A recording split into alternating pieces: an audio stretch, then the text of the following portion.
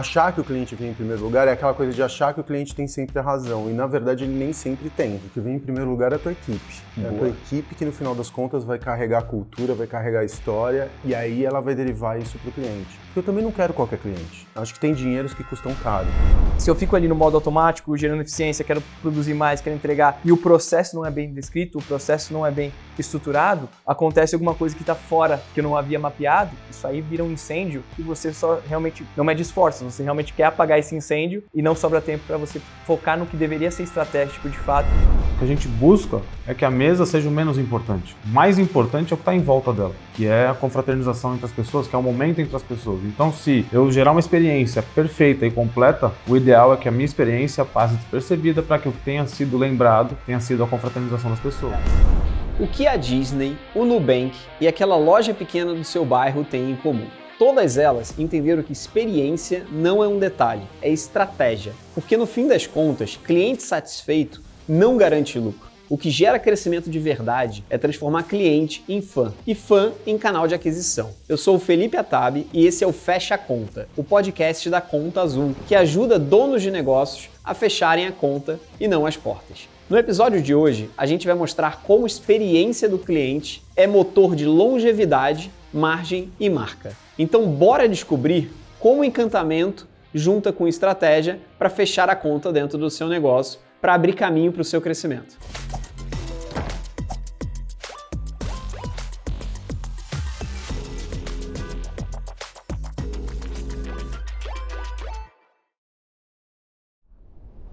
Hoje estamos com mais um episódio aqui do Fecha a Conta para falar um pouco mais de experiência e como essa experiência leva o lucro. Estou com 3 empreendedores fenomenais aqui hoje em dia e que fizeram uma história incrível dentro do entretenimento e dentro de grandes empresas. O primeiro convidado aqui é o Facundo Guerra, criador de experiências urbanas que se tornaram marcas icônicas em São Paulo, como o Bar dos Arcos. Bem-vindo, Facundo. Obrigado pelo convite. Henrique Guimarães, sócio do restaurante Meet and Eat, no coração da Faria Lima, que virou ponto fixo de executivos e influenciadores. Bem-vindo. Obrigado, querido.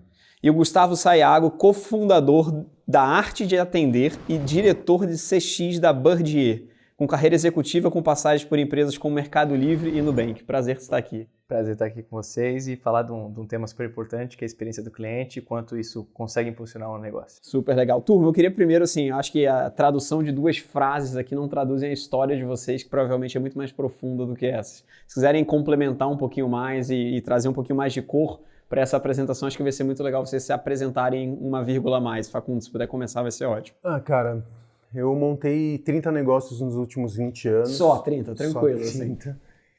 E agora eu estou montando mais um, chamado Formosa, que é um bar de hi-fi que fica ali embaixo do viaduto do Chá.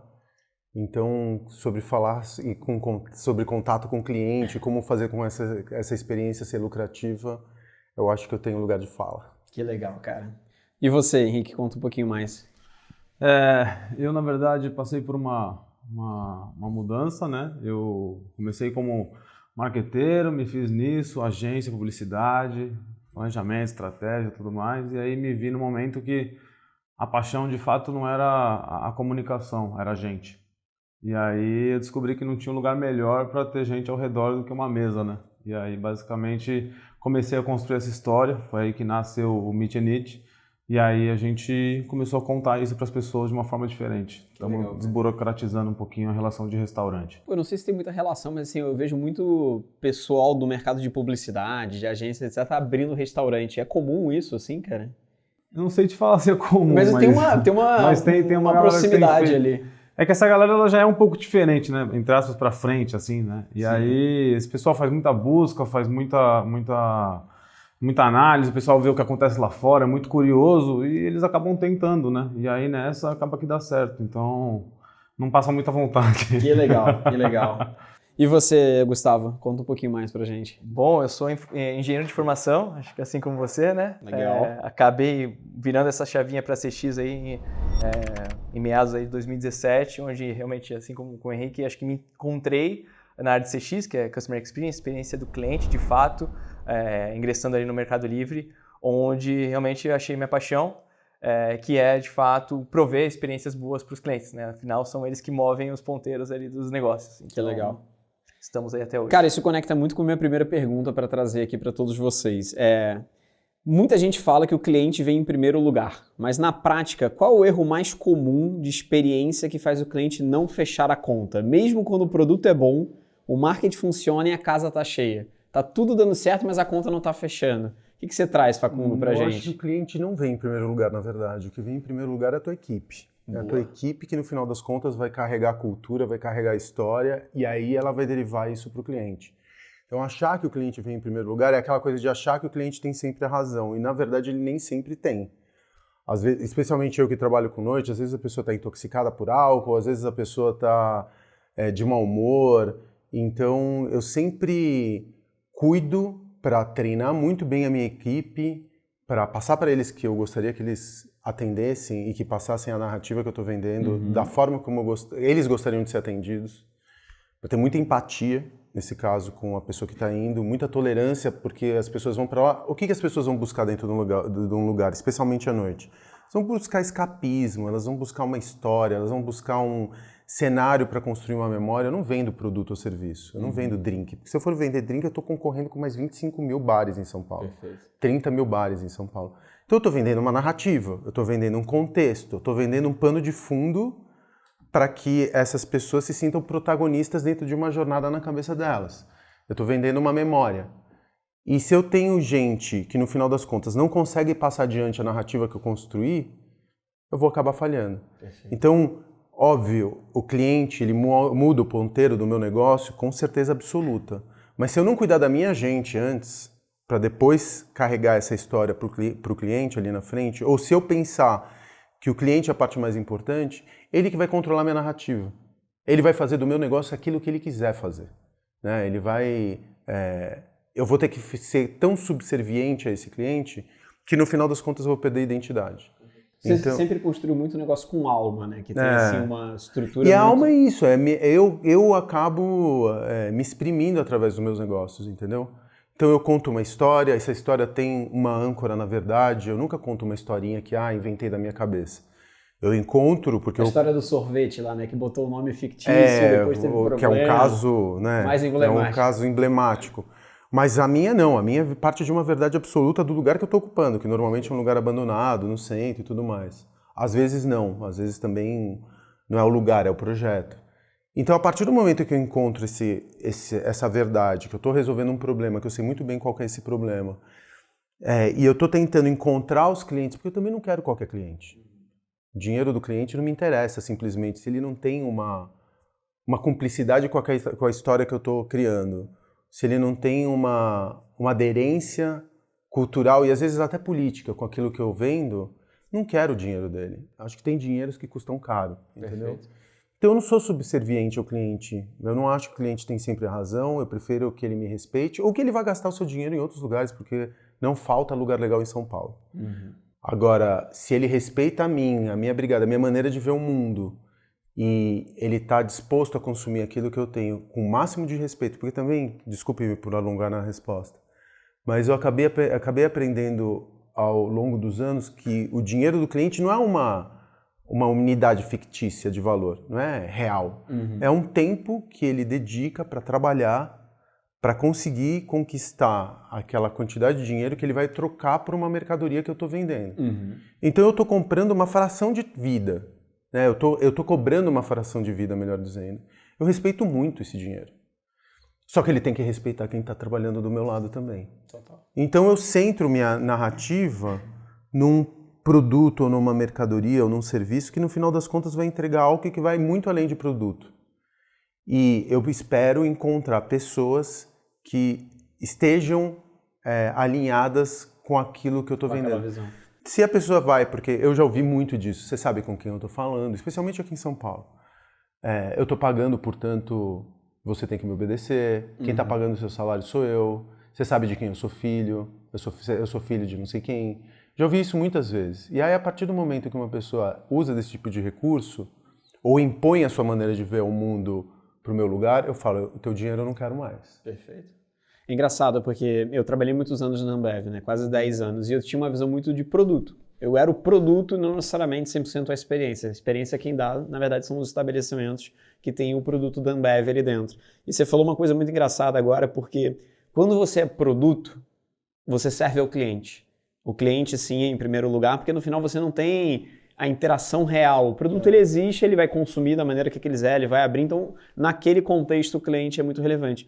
No contexto de experiência, é um contexto de prestação de serviço. Ela é uma via de mão dupla, não é uma via única no final das contas. Se eu absolutamente domino aquele negócio e o outro tem 100% da razão, você não vai ter nada no final. Então é bem complexo. Uma coisa, quando você está no mercado de hospitalidade, especialmente a gente que sabe disso, que estamos com a barriga no balcão, a gente ama servir. Isso significa que eu quero melhorar a vida da pessoa que está me procurando. Eu me honro. Eu me sinto honrado fazendo isso, sabe? Pô, você me dá o teu dinheiro, que é uma forma de troca energética, né? Dinheiro é uma unidade de energia, e eu te juro que eu vou tentar fazer que você saia daqui melhor do que você entrou. Mas não me trata como serviçal. Total. É muito diferente.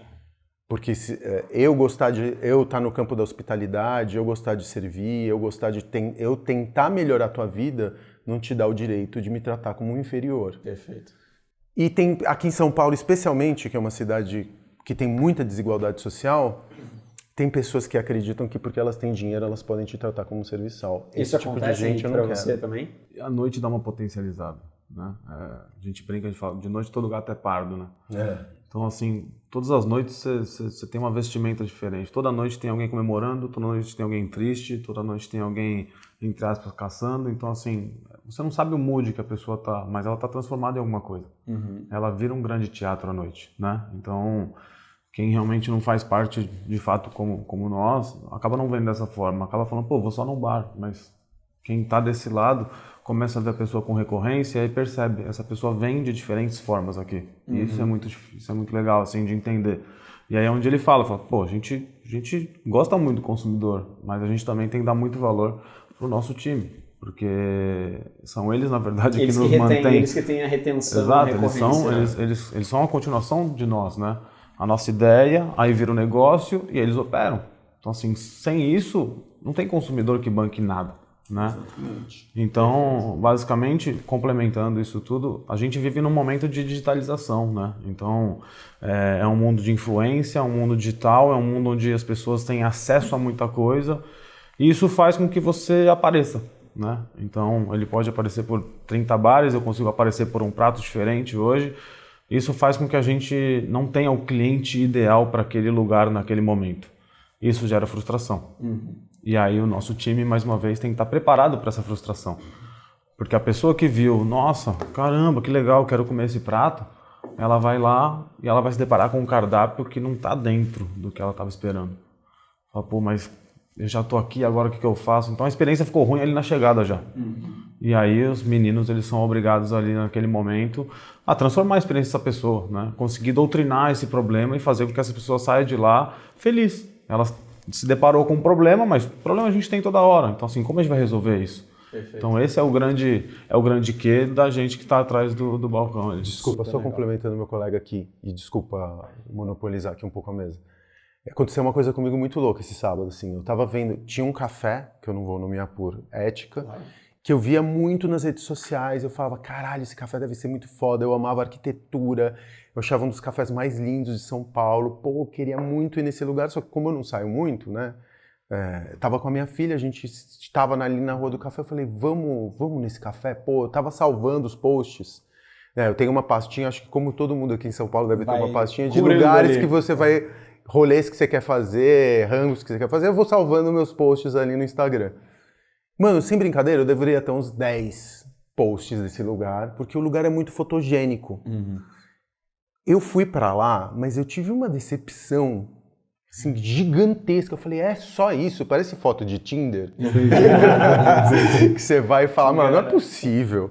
Fui enganado. Não, tô brincando, não fui enganado, mas é isso que ele tava falando. As redes sociais criam uma expectativa gigantesca. É impossível você acompanhar. O teu cliente já não chega a ponto de ser surpreendido. Ele já leu o review, ele já viu todas as fotos, ele segue o influencer tal, que no final das contas foi, e que tem uma capacidade de construir narrativa através de fotos, de vídeos, que é absurda. Então ele enaltece seu lugar fica muito mais bonito. Aquele lugar já foi tão fotografado que é muito louco. Aí as pessoas começam a reproduzir o olhar do outro que acabou de ir. Então você tira uma foto daquele ângulo, porque aquele ângulo é o ângulo bonito, você vai ver mais 20 mil versões daquela foto. Super. Então, cara, você vai assim, completamente armado de expectativa, só que a expectativa é a mãe da decepção. Total. Né? Então aí você vai com uma expectativa nas alturas, e aí você se decepciona, mas aquela expectativa ela é inatingível do nosso lado. Cara, isso é muito legal, porque assim, é exatamente a pergunta que eu ia trazer pro Gustavo, assim, porque ele veio de um mundo diferente, é um entretenimento, não necessariamente um entretenimento físico, mas um entretenimento com uma experiência do consumidor como um todo. Gustavo, a gente vê muita marca, muita empresa em si investindo milhões em mídia e entregando uma experiência muito básica, como o exemplo que o do Facundo fez. Ele foi impactado pela mídia, vamos colocar assim, pelas redes sociais, só que a experiência que ele teve lá não foi uma melhor experiência. O que você acha que é um buraco silencioso nisso, assim? Porque no final diminui retenção, aumenta a CAC, as margens não necessariamente são boas. Você vê de uma experiência muito complementar a deles, que é de um lado de experiência mais tecnologia em si. Com certeza. E acho que quando a gente fala muito de cultura centrada no cliente, experiência do cliente, tudo isso tem que estar conectado com o negócio, como a gente falou. Né? Então, como é que eu consigo correlacionar essa experiência com a minha métrica de negócio? Né? Gerar mais receita. Então, eu investi pesado ali em marketing. Né? Dando até o exemplo do Nubank. Perfeito. Nubank eu fiquei lá até um pouco mais quando bateu a marca de 100 milhões de clientes. Até 50 milhões de clientes, que eu não me engano, não tinha investimento em marketing nenhum. Nubank não fazia mídia, não fazia propaganda. Era muito product-led, né? É muito produto indicação e, cara, você fala no bem. Por que o pessoal fala bem? Porque, teve uma experiência boa. É o roxinho, é isso, é aquilo. Então, não só no boca a boca, mas a pessoa fazendo a própria propaganda, né? O Philip Kotler, né, falava muito isso, de fazer a própria propaganda, né, você do marketing. Então, isso vale o investimento, mas ao mesmo tempo como que você fideliza, como que realmente você consegue capturar e manter esse LTV, né, ao longo do tempo, para justamente garantir que a experiência é o que você vai fidelizar e não adianta só investir para atrair se o teu balde está furado. Então a gente fala muito, empresas quando estão em crescimento exponencial, até como foi, não estando no Nubank, mas só dando exemplo, iFood, Nubank, todas essas big techs, onde elas vão querer crescer, querem trazer mais clientes, querem capturar mais clientes, mas às vezes deixam de olhar o balde vazando. E é esse balde vazando que é justamente esse ponto crucial entre o crescimento e a retenção ali do cliente. Para a experiência que você teve, né, de tecnologia, que é diferente da experiência do mundo físico, de prestação de serviço, o cliente vem em primeiro lugar? Boa. Essa pergunta, acho que até pegando um pouco do contexto que meus amigos trocaram aqui, eu diria que não necessariamente, né? Até trazendo um pouco da visão que eles trouxeram de empresa. Né? A empresa coloca muito isso na parede, escreve no outdoor, fala que é bonito, até como um pilar cultural que o cliente vem em primeiro lugar. Acho que o ponto crucial é o quanto que ela coloca isso em prática, quanto que ela realmente estabelece processos, porque, de novo, quando a gente fala de uma cultura centrada no cliente, eu tomo decisões baseadas no que o cliente quer, obviamente baseado também nos meus instintos, mas isso super conectado. Então, se às vezes essas questões não estão bem enraizadas na cultura, com os colaboradores, nos meus processos, na minha governança, isso não vai se refletir na prática. Né? Então, às vezes, provavelmente o cliente pode não estar certo a todo momento, como o Facundo trouxe, porém, dentro de casa, se você não fizer também esse processo bem enraizado, isso também não dá certo. Não dá certo também, pô, super legal. Eu acho que também tem uma coisa desse cliente vir em primeiro lugar, que é você encontrar seu nicho, cara. Nicho é uma coisa super importante. E nicho representa fazer escolhas. Eu não quero qualquer cliente, mais uma vez. Eu quero a Apple escolher um nicho. Se o cliente viesse em primeiro lugar, não existiria a Apple. Porque o Steve Jobs não teria empurrado uma visão de mundo através de um produto que muito provavelmente... Eu me lembro que quando saiu o primeiro iPhone, eu falei, que bosta de produto é esse? Eu achei ruim também. Eu tinha BlackBerry na época, eu falei, não vou mudar, não vou mudar. Não tem um tecladinho, não tem. Que bosta de produto era esse? Exato. Quando saiu o primeiro iPhone, não dava pra copiar e colar um bagulho. Sim. Era uma coisa ridícula. E é isso. Obviamente, foi refinando ao longo dos anos, um pouco por feedback, mas um pouco de imposição. Eu quero um cliente que tenha a minha maneira de ver o mundo, a minha maneira de interagir com o mundo. Então, eu acho que escolher um lado, fazer escolhas que são pessoais e que são íntimas de quem está atrás do negócio e encontrar os iguais que vão ali, no final das contas, compactuar com um produto ou um serviço que vai resolver um determinado problema, é essencial. Incrível. Para você, Henrique, no Meet and Eat, ele virou um ponto muito fixo ali na Faria Lima. Muita gente da Faria Lima acaba conectando, tendo essa experiência como um todo. O que foi estratégia assim para você? O que você pensou para fazer o cliente voltar, para fazer indicar, para ele ser um defensor do negócio, que é um pouco do que o Facundo comentou também? Até quando a gente fala nessa parte de de cliente, das tribos ali no Meet a gente tem pelo menos umas 2, 3 tribos, né? Então a gente está numa área que ela é uma área completamente... Você fez escolhas, como o Facundo falou, esse eu atendo, esse aqui eu não atendo, você tem uma persona muito clara ali. Além das escolhas que a gente faz, né? Que a gente faz isso basicamente definindo o produto, algumas coisas não é explícito, mas além dessas escolhas que a gente faz, o próprio cliente vai escolhendo e vai propagando essa mensagem, né? Então ali a gente está numa área completamente corporativa, né? E a gente nasceu, sei lá, pós-pandemia. Então a área ainda não tinha mais aquele movimento, não tinha mais aquele volume. E a gente foi cutucando as pessoas. Então tanto quando a gente começou, ali nos nossos restaurantes ao redor, todos eles só abriam de dia. E a gente era um dos únicos que abria de dia e de noite. E naquela época o nosso faturamento ele era, sei lá, 90% noite e 10% dia.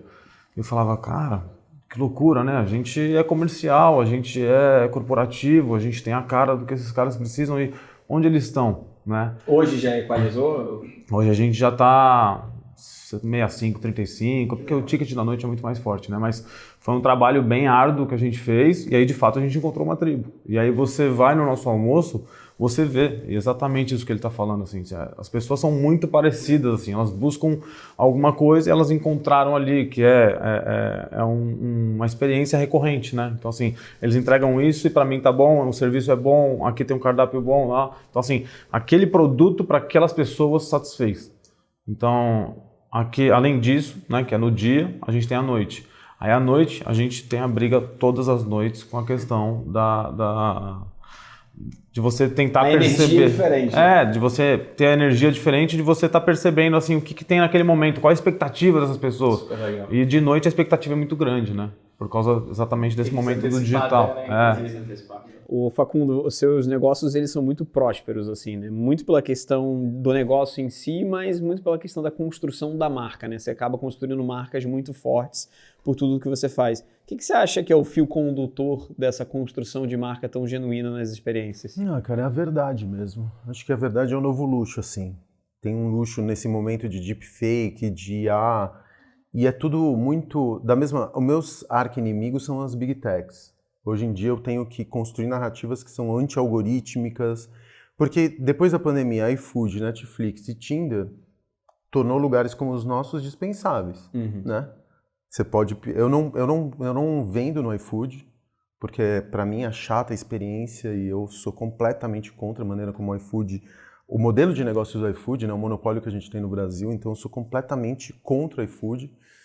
Não vou colocar meus negócios no iFood, isso para mim é uma questão de honra. E você consegue sobreviver bem Consigo. sem Consigo ele. porque o iFood, no final das contas, ele é chato, ele transforma tudo em comida.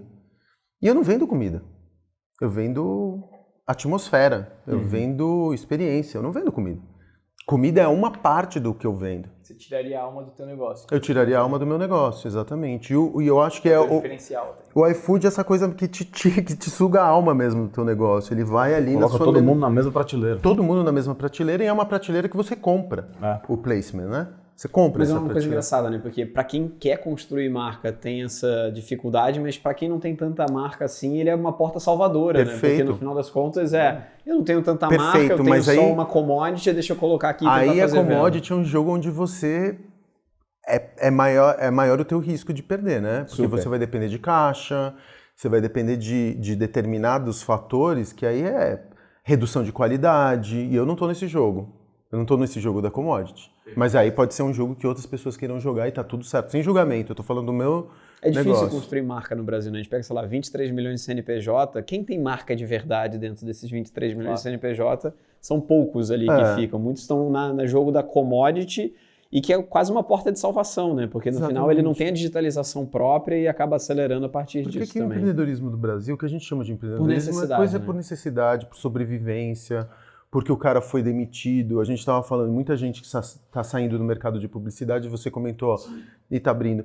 Não é o mercado de publicidade está em crise. Sim. São pessoas que conseguiram trabalhar, sei lá, 15 anos, ganhando salários altíssimos, acumularam algum tipo de patrimônio e foram demitidas com 35, 40 anos. E não tem uma vão visão voltar. de experiência muito forte também, né? Então tem eles uma visão conseguem de ter o tato experiência, ali. mas quando entram no mercado, no nosso mercado, são trituradas.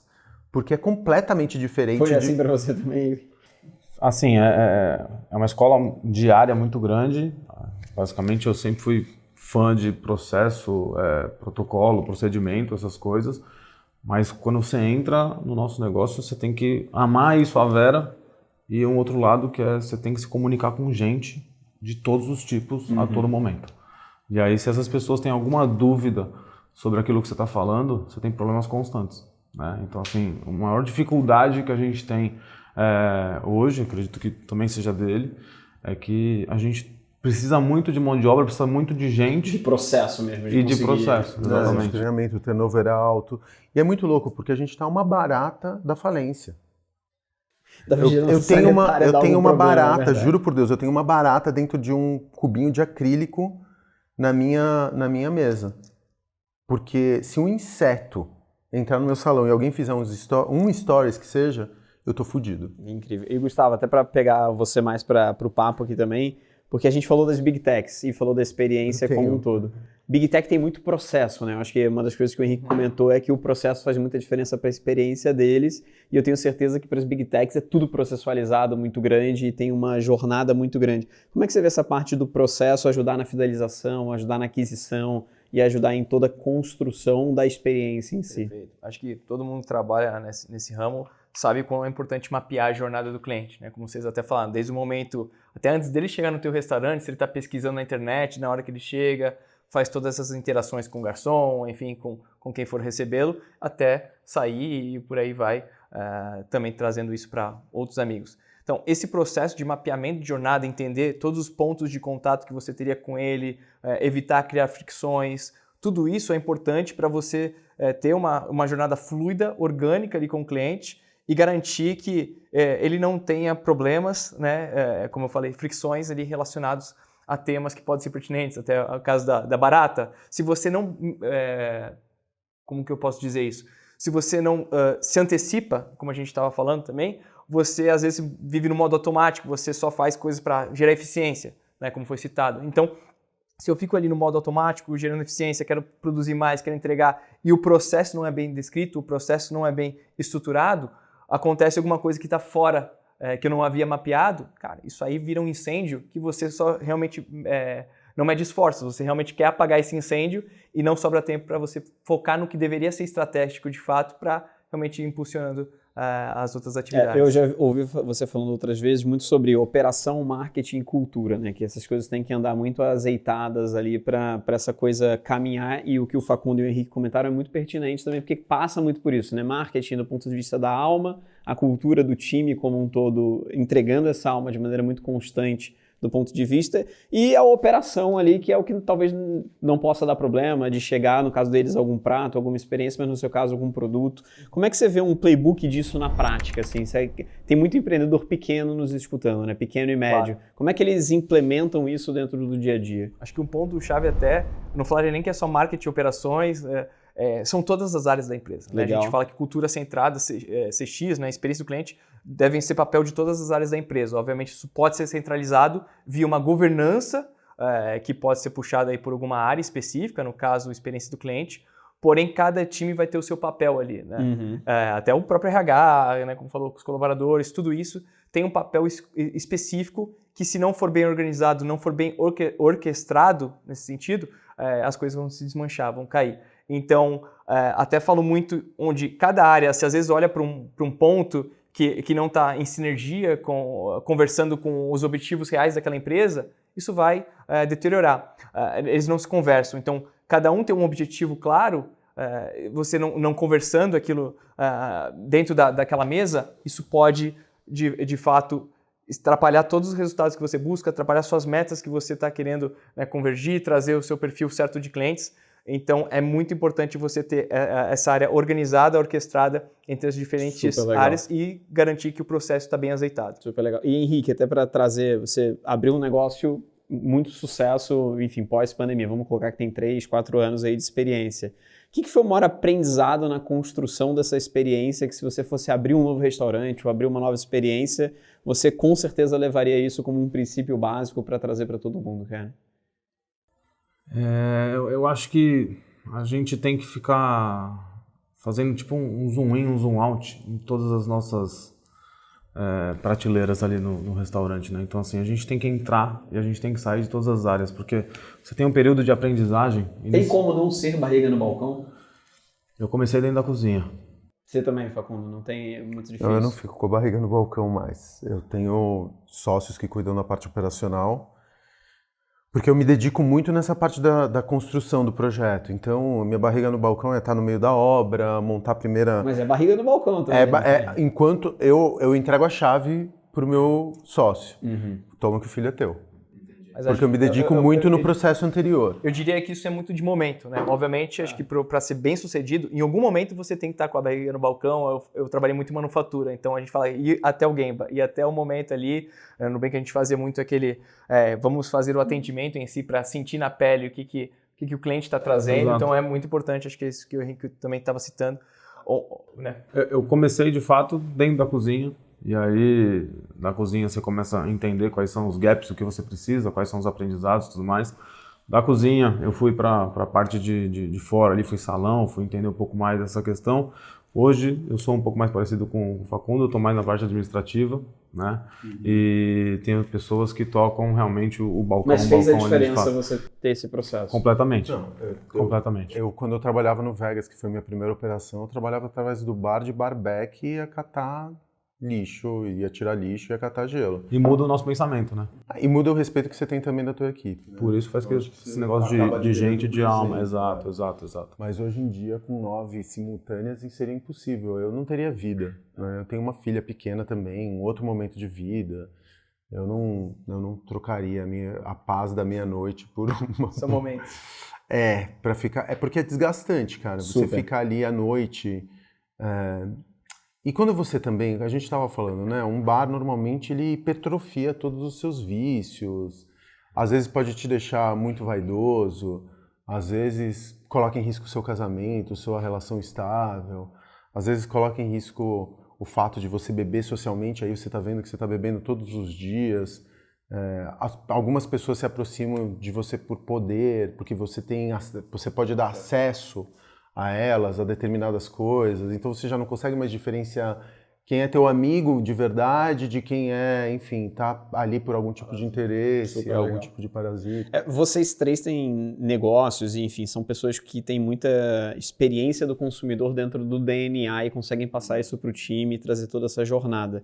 Mas experiência do cliente é superar a expectativa, muitas das vezes também, né? Porque ele tem determinada expectativa e esse momento uau que a gente fala, tem tecnologia, que tem como parametrizar esse momento uau, ele cria uma experiência muito única para o cliente, que viraliza, que enfim... Como é que você sai dessa experiência uau, memorável, e não ser só uma experiência bonitinha? Como é que você cria essa experiência tanto no mundo de tecnologia quanto no mundo do entretenimento? Olha, eu até gosto de quebrar alguns paradigmas nesse sentido que enviesou muito essa parada de wall, né? Então, wall é um mimo, é encantar, é mandar um presentinho e eu falo até o contrário, né? Quando você entra em contato, ou melhor ainda, você não precisa entrar em contato, tem aquela experiência fluida. Normalmente, quando eu vou num restaurante, eu espero ser bem atendido, né? Tenho as minhas expectativas setadas, porém, se eu não preciso entrar em contato, se realmente é algo que faz sentido seguir de uma melhor maneira, uma melhor forma, o Jeff Bezos, né? O CEO da Amazon, por que a experiência é memorável? Às vezes eu não preciso inventar roda, não preciso inovar de uma maneira que eu pense fora da caixa. O que os clientes da Amazon, assim como o Mercado Livre, né, sempre vão querer daqui a 5, 10, 20 anos, quem sabe? Eu quero sempre entregas mais rápidas e preços mais baixos. Uhum. Então, isso é um wall, né? Surpreender, realmente criar algo que eu que superou a minha expectativa e que eu não esperava de fato. Então, para mim, um momento wall é isso. Quando que a gente foi ver lá que o Mercado Livre entregava em menos de 2 horas na tua casa, dependendo da região, da data, do horário. Então, acho que criar esse sentimento, realmente conseguir surpreender o cliente com algo que ele realmente não espera, para mim é um pouco desse fator a mais que poderia ser. Super legal. E para vocês no entretenimento, Henrique e Facundo, o que diferencia uma experiência, legalzinho, beleza, superou um pouquinho realmente fez uma diferença na experiência do cliente? Eu acho que esse legalzinho pro ok, alguma coisa assim, ele é uma linha muito pequenininha, sabe? O mais fácil disso tudo é você escorregar um pouquinho. Então, para baixo. Para baixo. Pra gente, eu acho que o uau, basicamente, é os clientes saírem felizes sem reclamar. Isso aí já seria o uau. Porra, pra mim, cara, uma coisa... É legal essa pergunta, porque eu fico pensando que o preço, pra mim, é o maior componente de experiência que eu posso dar. O que eu quero dizer com isso? O preço parametriza uma expectativa. Eu, quando abro um cardápio e vejo um prato de 300 contos, eu falo, abusado, mas eu posso pagar, né? Mas você está me prometendo muito, né? Me cobrando R$300 num prato, ou cobrando uma experiência, sei lá, como tem alguns restaurantes aqui em São Paulo de R$1.000. Eu posso pagar. Agora tu vai ter que me devolver R$3.000 de experiência. Aquela expectativa. Tá. Exatamente. Claro. Então, para mim, o preço é o grande componente de expectativa. A partir do momento que eu puxo muito o preço para cima, eu estou levando a expectativa do cliente também nas alturas. Então, o que é uma experiência uau? Eu paguei tanto e eu recebi tanto. Nessa relação que você troca de produto ou serviço, tá todo mundo procurando benefício próprio, tá todo mundo procurando o melhor bang for the buck, como chamam os gringos, né? A melhor retorno pelo seu investimento. Tá todo mundo procurando ROI, mano. Tá procurando ROI numa promoção, num 2x1, não tem 30 ml a mais, pague 60, leve 90. Isso aqui é retorno de investimento. Então, a partir do momento que você mantém o seu CMV, né, que é o custo de mercadoria vendida, parametrizado, que você tem seu lucro parametrizado, que está tudo controlado, eu prefiro trabalhar com preços menores, porque isso retorna em marketing para mim. E não tem marketing melhor do que... Você não precisa investir tanto em comunicação, porque para mim tem uma boa relação, exatamente, tem uma boa relação de custo-benefício que aponte para o cliente é marketing. Eu já coloco, eu, em vez de gastar, sei lá, R$100 mil de marketing por mês entre todas as minhas operações, eu prefiro diluir isso e setar o preço um pouquinho para baixo, para que no final das contas a experiência acabe sendo, nessa relação de custo-benefício, a ponte para o cliente, que se ele sai de lá falando... Ele não se sinta lesado ali, né, naquele momento. A gente esquece muitas das vezes porque a gente trata muito marketing como sendo comunicação somente, né? Então assim, vou fazer uma divulgação, vou trazer um influenciador, vou colocar algum tráfego pago, alguma coisa. E você citou Philip Kotler. Cara, o Philip Kotler ele era formado em economia e matemática. Uma pessoa formada em economia e matemática não é necessariamente uma pessoa de comunicação, ela é uma pessoa de marketing. Sim. A tradução de marketing é mercadologia, entender do mercado. Philip Kotler quantificou isso, preço é super importante, que o Facundo comentou, a oferta que você está prometendo, isso equaliza o tamanho da oportunidade, sem problema. O segundo deles é a questão do produto, você, enfim, quantificar o produto da maneira correta é super importante, distribuição é uma coisa super importante e tem a questão da promoção. A gente quantifica marketing como sendo comunicação. E aí ele cai numa caixinha super pequena. Eu brinco que assim, uma pessoa de marketing, uma pessoa de comunicação, a diferença delas duas é, se você der um DRE na frente de uma pessoa de marketing, ela é obrigada a analisar aquele DRE, entender de custo, entender de margem, entender quais lógicas de crescimento mercadológicas fazem sentido, para talvez não precisar investir em comunicação. E uma pessoa de comunicação, ela vai olhar simplesmente o fato da comunicação para investir mais como um todo. E você sabe que dentro dos meus lugares, a verba de comunicação sei lá, de publicidade, sim, é zero. Eu não tenho, qual que é a mídia que eu faço? Eu tenho mídia, sei lá, para algum show dentro do Cine Joia. Eu não tenho verba de publicidade. Por quê? Mas você tem a verba da experiência. Porque eu entendo marketing como todo ponto de contato com o meu cliente. Perfeito. A trilha sonora para mim é marketing. Às vezes eu vou num lugar e a trilha sonora está desalinhada. Eu não gosto da música, isso me incomoda, isso me faz sair mais rápido. Às vezes eu vou num lugar e o banheiro está sujo. Aí eu olho pro banheiro e falo, pô, se esse banheiro está nesse estado, imagina uma cozinha. Como deve estar a cozinha. Para mim, um banheiro limpo é marketing. Para mim, você cuidar dos seus funcionários e pagar um salário decente é marketing. A prestação de serviços é até quantificado, né? Porque você fala dos 4 P's quando você tem produto. Mas você fala, na verdade, de 7 P's quando você tem uma experiência de prestação de serviço. Porque a vestimenta faz a diferença, o nível de treinamento faz a diferença, tem outras coisas que são muito maiores do que só o produto. Isso é uma experiência super legal que eu queria até trazer para o Henrique. Que tipo de comportamento de cliente te mostra que a experiência está funcionando? Realmente você pensou, fez um guia da operação a partir disso?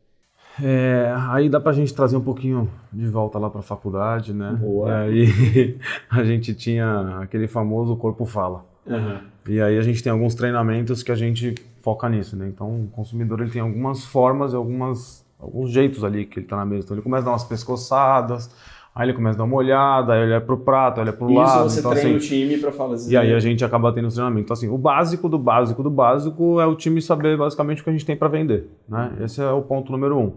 Aí disso a gente vai evoluindo a cadeia para que a gente tenha aí as pessoas conseguindo entender as pessoas e os gestos delas, que eu acho que é a parte mais complexa, né? Então, dentro disso a gente tem as categorias. Então, garçom 1, 2, 3, aí depois vem para metra. Então, assim, essas pessoas vão passando por testes, vão passando por treinamentos e elas vão tendo essa evolução lá dentro de casa.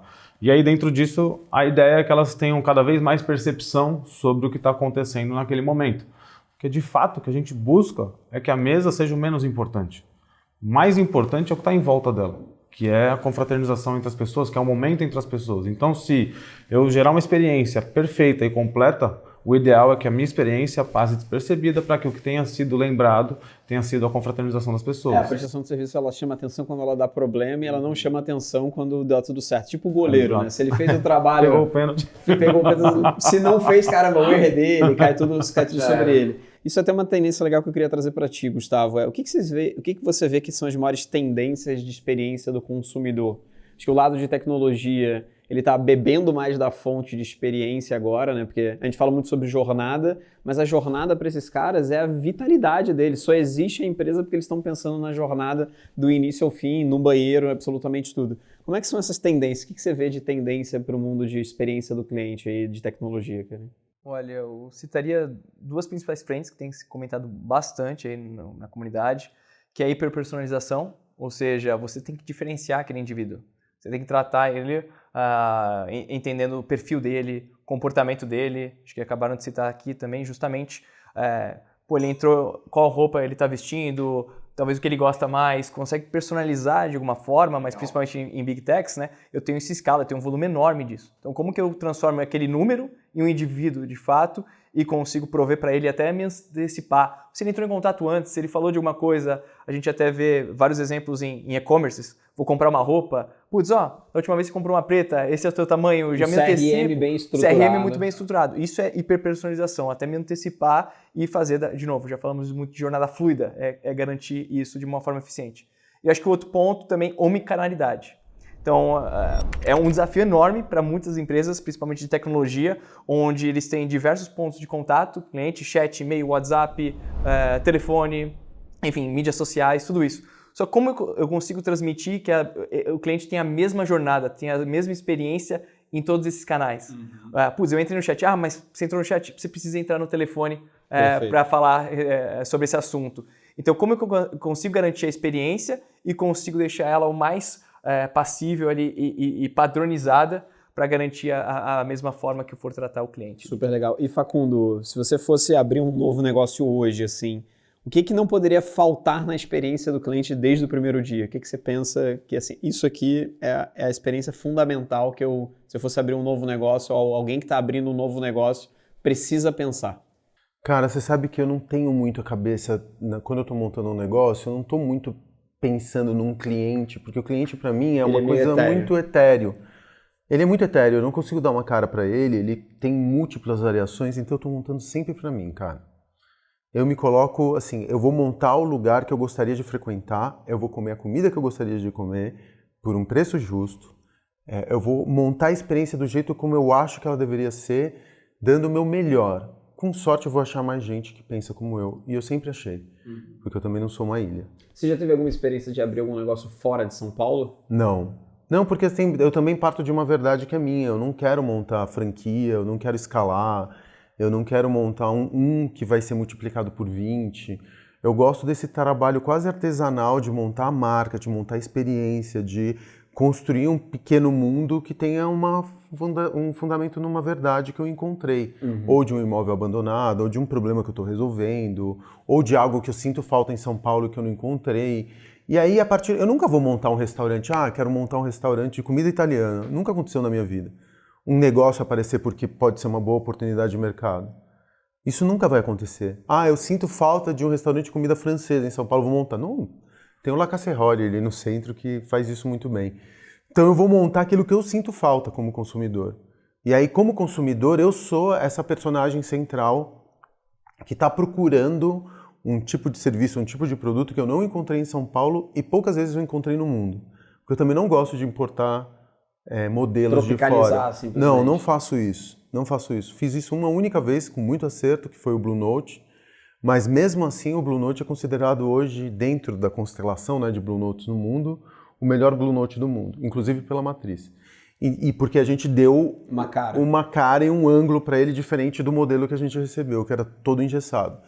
Então, cara, eu penso que eu tô meus amigos, meu núcleo duro, as pessoas com quem eu compartilho a minha vida, eu tô montando pra gente. Agora a Formosa mesmo, tem coisas que assim, eu poderia, por custo, criando atalhos, entendeu? Eu não preciso, eu tô indo para Chicago de econômica daqui a uma semana para buscar um mixer analógico para um espaço que nem é uma boate. Mas por que eu tô fazendo isso? Porque eu tô montando um sistema de som que é analógico. Se eu botar um mixer que é digital, os mixers modernos são todos traduzem o sinal analógico para digital, vou me sentir uma farsa. Então eu vou para Chicago de econômica para pegar essa porra desse mixer e trazer 3 dias e voltar para cá 3 dias depois. Eu tô fazendo isso por quê? Porque é para mim. Eu acho que assim, também não existe muito certo ou errado. Eu convivo com muito negócio, assim, enfim, eu devo ter... Não tem, é uma forma conversado... própria. Não, mas eu acho que é muito legal isso, porque o que eu falei, eu acho que com mais de 4.000 empresas nos últimos 3 anos. E diferentes estágios de maturidade, diferentes segmentos de entretenimento, de tecnologia e tudo mais. E eu meio que quantifiquei e qualifiquei que existem 3 culturas normalmente de crescimento. Existe a cultura focada no produto e no serviço, que eu acho que é a sua. Cara, eu tô fazendo para mim, eu prefiro perder cliente do que mudar meu produto. O produto ele é tão importante para mim que eu tô fazendo para mim. E aí você tende a fazer um tipo de crescimento. A gente chama no inglês de Product-Led Growth. O produto vai trazer crescimento, porque necessariamente é um produto tão específico e tão para mim que ele vai achar o cliente correto, mas ele vai crescer mais devagar. Tenho certeza que não é do dia para a noite que o negócio faz assim. Ele tem um crescimento constante e do dia para a noite ele explode. Ele tem não é nem uma cauda longa, ele tem uma jornada um pouco mais longa, mas ali tem a curva J também, porque ele acontece, essa explosão, mas tem um tempo de maturação. Ele não é do dia para a noite que acontece. Desculpa te interromper. Claro. No meu caso, porque eu começo a construir a marca muito antes do negócio ele já existir, consegue ele já explodir. entra explodido. Super, super legal. Eu nunca tinha visto a estratégia dessa forma, porque antes de ter a operação, você já tem a construção da marca, para no momento da operação ela já acelerar. Super legal. Mas são os baseados em produto. Tem um segundo que eu chamo de assim, é o time de vendas. Ele está ali para vender. É o Sales-Led Growth. Eu vou fazer, talvez eu traga uma franquia, talvez eu traga alguém de fora, talvez eu copie determinada coisa, mas a minha máxima de crescimento é a venda. Eu estou ali muito mais pela venda do que necessariamente pelas outras coisas como um todo. E muitas das vezes você faz concessão em produto. Você fala, olha, eu posso trazer um produtinho não necessariamente tão bom, mas eu tenho uma cultura de crescimento e de venda que é o que puxa. É canal novo absolutamente o tempo inteiro. Tem uma cultura de venda muito forte. Eu passei por uma cultura dessa que é a da Ambev. A Ambev é uma cultura muito sales-led growth, que é o crescimento através do time de vendas. E eu vejo uma terceira cultura muito forte dentro do contexto, que é a cultura de marketing-led growth, que é eu topo abrir mão do meu produto, mas eu não topo abrir mão do meu cliente. Eu defino uma persona muito clara, eu defino determinada... Eu não quero que outras personas venham dentro do meu contexto de produto, serviço, etc., porque eu estou fazendo aquilo para aquelas pessoas. É quase terceirizado a você. Então, um é muito focado no produto, uma é muito focada na venda pela venda e a outra é muito focada pelo cliente. No final, o cliente ele é o centro, o produto, todo o restante ele se adequa ao cliente. Isso é muito engraçado porque depois que você percebe isso, você consegue entender um pouco dos playbooks. Porque muita tech é muito sales-led, na maioria das vezes. E por isso que ela abre concessões de determinadas coisas. Mercado Livre é muito sales-led também. E eu até diria assim, às vezes isso é um erro, tá? Deu certo, mas às vezes é um erro até no contexto que você deu. Porque se eu vou no sales, eu crio uma expectativa. Eu quero vender, eu vendi aquilo. Mas na verdade, quando aí o cliente começa a usar o teu produto, começa a usar o teu serviço, pode ser que não esteja relacionado ao que ele vendeu, porque, como você falou, ele está muito focado na venda. Focado na venda. Quero vender a todo custo, cara. Então eu falo coisas, obviamente pode até omitir, enfim, ir para um ladinho ali, né, fazer um embolado, e acaba depois, quando o cliente começa a usar o produto, cara, e é isso. E aí volta ao que você falou lá no começo, o CAC, né, LTV 0, e aí o balde furado ali acontecendo mesmo, mas só para conectar. Cara, faz super sentido. Então, assim, muito legal o Facundo dar esse depoimento, porque eu vi poucos estabelecimentos de entretenimento serem product-led. Eu não vou mexer no meu produto de nenhuma forma, eu prefiro perder cliente, Mas você falou uma coisa muito interessante, que é tu consegue construir a audiência antes mesmo de abrir a operação. Acho que pouca gente tem esse privilégio, porque realmente tem uma dificuldade muito grande de caixa, entre outras coisas que acabam, olha, eu não vou conseguir, deixa eu tentar trocar a roda desse carro caminhando ali e vai. Mas foi muito legal essa experiência, eu queria saber como é que foi pro Henrique, assim, a experiência. Acho que aí tem duas coisas juntas, né? Acho que ele próprio já virou uma marca. Super, é e verdade. aí, basicamente, isso vai trazendo junto, que ele vai modelando junto com ele. É, o que o Facundo for abrir, eu viro sócio, tá? Vai dar certo. E o segundo ponto é que, assim como ele, a criação do Meet, ela vem de uma piração, basicamente, do que era um churrasco na minha casa. Que era uma parada que começava às 11 horas da manhã, e aí chegava um, chegava outro, um trazia uma carne, outro trazia não sei o quê, fazer risoto, fazer isso, fazer aquilo.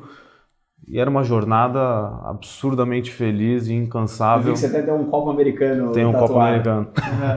E era uma jornada muito feliz e incansável, cheia de gentes diferentes, pessoas diferentes, até tribos diferentes. E o que valia naquele momento era, de fato, mais uma vez, o que estava ao redor da mesa. Então, assim, eu realmente criei o Meet para isso. Eu criei o Meet para que ele fosse uma extensão daquilo que eu achava que era uma experiência muito legal, né? E basicamente não existia no mercado um restaurante que fosse tangibilizar aquilo. O restaurante sempre foi aquele negócio que você senta rapidinho, pede entrada rápido, aí depois você come o prato principal um pouquinho mais de tempo, talvez come a sobremesa ou não. E a nossa ideia é um negócio um pouco mais contínuo, assim, um pouco mais longo. Então, assim, hoje a gente tem um tempo médio de sentado ali. Tem uma correlação muito grande, talvez, em tempo sentado e faturamento, né? Exato. Quanto mais tempo você tem da experiência ali, mais ela vai estar faturando no final. Se você não é pequeno. Nem sempre. Com mais tempo sentado consumindo, né? Exato. Se ficar sentado também não Você vai que nem num café, e você pega um computador e pede 2 cafés durante o dia, ocupa a minha mesa durante 6 horas, fudeu. Exato. E aí, basicamente, tem uma relação até de tamanho, né? Então, assim, o Meet é muito grande. Ele tem seus 340, 350 lugares. Então, assim, ele suporta esse tempo de estada um pouco maior das pessoas, né? E aí a gente tem hoje, em momentos de noite, final de semana, o pessoal acaba ficando lá 3 horas. Então, assim, para um consumo de uma mesa é bastante. Que legal. E isso aí acabou mudando o nosso ponteiro para o bem. Super legal. Eu queria ir para o modo final aqui do bate-papo, que perguntas mais rápidas e respostas um pouco mais rápidas também. Eu queria te trazer, Gustavo, um erro de CX que custou caro para você e te ensinou muito. Teve vários, sem dúvida aí, mas eu diria que um erro muito, muito clássico é olhar uma métrica por si só e não correlacioná-la com outras métricas de negócio, métricas de operação. Isso me custou, não só custa caro para a empresa, no sentido de, a gente fala muito de NPS, pesquisa, até provavelmente falou, cara, nem olho isso, porque eu olho outras frentes, outros dados.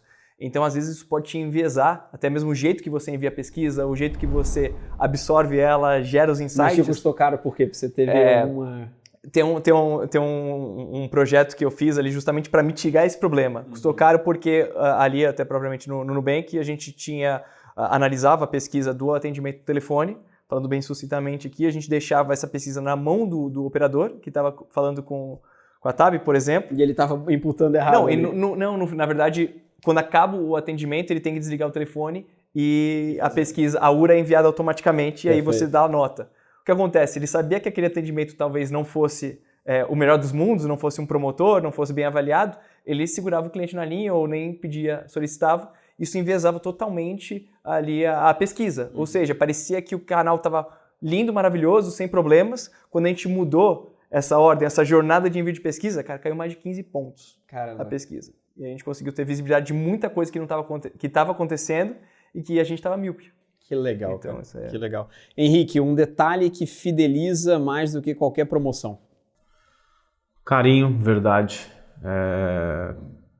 Olho no olho, nome. São pequenos detalhes que mudam tudo que está acontecendo naquele momento. É um momento de atenção.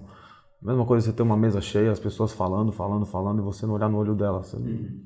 Tá faltando a verdade, tá faltando o carinho ali, né? Então, assim, esse pensamento de que o outro é importante e a gente é igual, mas mesmo assim, naquele momento, a importância é minha, a importância é dele. Então, assim, é isso, é o olhar no olhar e somos iguais e vamos fazer juntos. Super legal. E Facundo, um indicador de experiência que não pode sair do radar?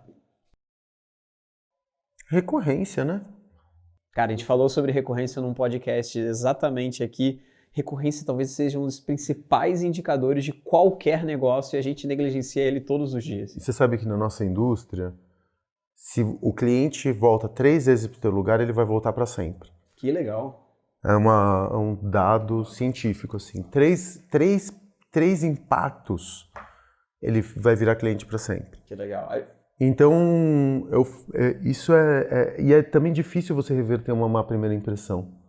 Então, por exemplo, agora que é o momento de abertura de operação, eu prefiro demorar mais tempo para abrir a operação. Por exemplo, a gente está pressionado por caixa, como qualquer operação que começa. Você terminou de fazer uma obra, você gastou mais dinheiro do que você previa, mas dessa vez eu vou esperar. Eu vou terminar, minha obra está pronta, está tudo limpinho, está tudo brilhando, a minha equipe está ali e aí a gente vai treinar pra caralho.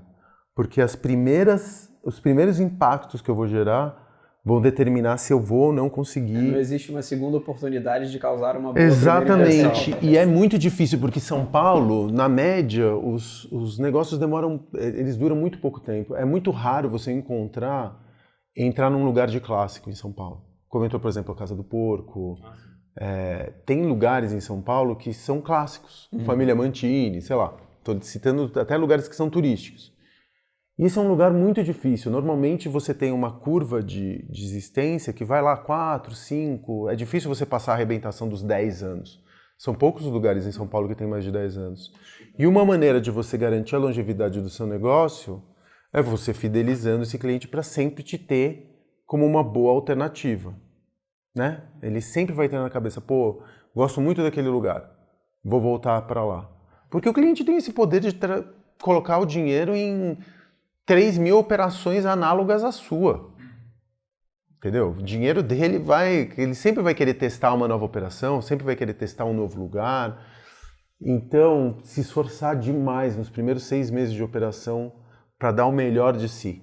O meu trabalho termina, eu estava falando, que eu saio da operação. Depois o meu trabalho termina quando 6 meses depois que a operação começou, eu estou tranquilo de que a visão que eu tinha tido para aquele negócio, ela foi implementada. Super legal.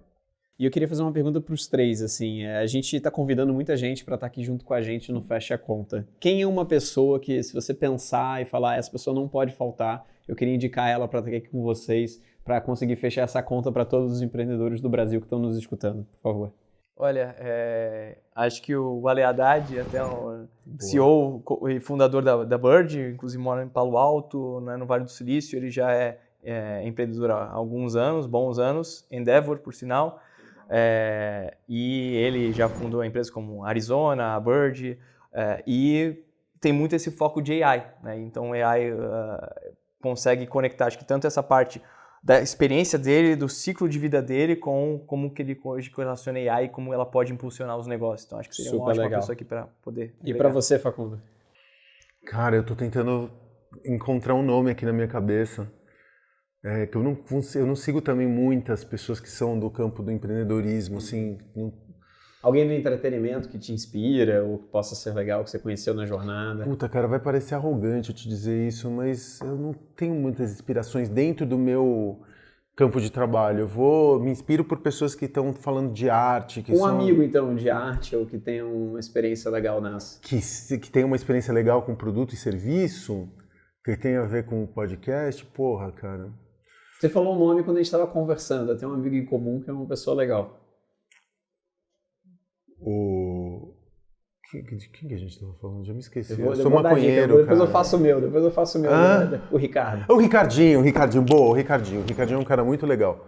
O Ricardinho é um cara muito legal para trazer para cá e ele, além da longa experiência que ele teve com a Ambev, né, ele empreendeu e criou uma empresa super bem sucedida de criação de produto através de marketing de influência. Eu acho foda. O Ricardinho é um ótimo nome. Obrigado pela lembrança. Boa, Ricardinho é um amigo que eu recomendaria muito. Super. E para você, Henrique? Também não queria aparecer. É foda, né? Recomendar assim. Mas assim, eu sentei algumas vezes à mesa com o Rogério Fasano e ali eu vi que ele tinha alguns pontos que me chamavam muito a atenção, que era a paixão absurda pelo setor, E ele chegou, né, aí falando de empreender mesmo, ele chegou num lugar diferente. Ele tem hoje acho que 5 mil e poucos funcionários. E eu acho que ele começou pequeno, tão pequeno quanto a gente, e ele chegou num lugar nobre, né? E mesmo assim, a gente estava na mesa, ele saiu umas 2, 3 vezes na mesa para entrar na cozinha, para reclamar de algumas coisas. Então assim, o cara tá sentindo... mais, né? Não, e tá sentindo no pulso ainda aquilo, sabe? Então... É foda, porque fazer um puta de um cara, mas ele já quebrou, ele já passou por várias experiências doloridas ao longo da vida. Mas é isso, cara. Eu vou às vezes no restaurante, eu entendo até o Fazano, porque você vai lá no teu restaurante, você tá na tua operação, eu vou nas minhas operações, sei lá, talvez... A operação tá ruim, você vai pra cozinha. Cara, eu fico puto, porque é meu nome que tá à frente, velho. É meu orgulho. Não dá pra ter uma... Outro dia eu pedi uma batata frita num dos meus restaurantes e ela veio murcha na minha mesa. Mano, aquilo ali foi um chute nas minhas bolas, com perdão da expressão. Do perigo, né? Não, eu nunca vou subir, assim, nunca vou ser estúpido, mas eu pedi pra trocar o produto imediatamente, tirar do cardápio. Imprima esse cardápio, tirem esse produto até vocês saberem fazer uma batata que não chegue murcha na mesa. Pô, super legal, Turma. Acho que foi muito leve o papo aqui. Diferentes experiências, diferentes histórias, mas grandes empreendedores aqui dividindo um pouco dessa mesa comigo. Então, muito obrigado por ter, enfim, aceitado o convite, estar aqui. Obrigado pelo convite. Obrigado, galera. Obrigado.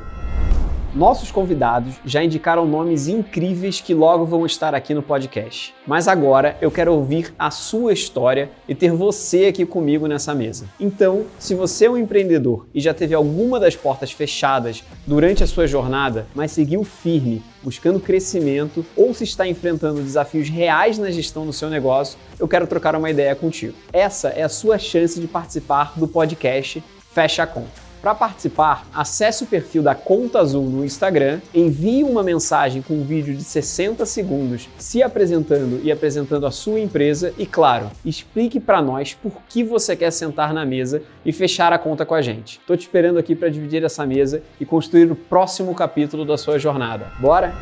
E para você que chegou até esse minuto do nosso podcast, siga agora o Fecha a Conta aqui no Spotify. Ativa o sininho e assim, sempre que chegar um episódio novo, você receberá um aviso no seu celular. E claro, aproveita para avaliar a gente com 5 estrelas. Para continuar por dentro dos conteúdos meus e do Conta Azul, siga a gente lá no Instagram, @ContaAzul e @FelipeAtap. Até a próxima!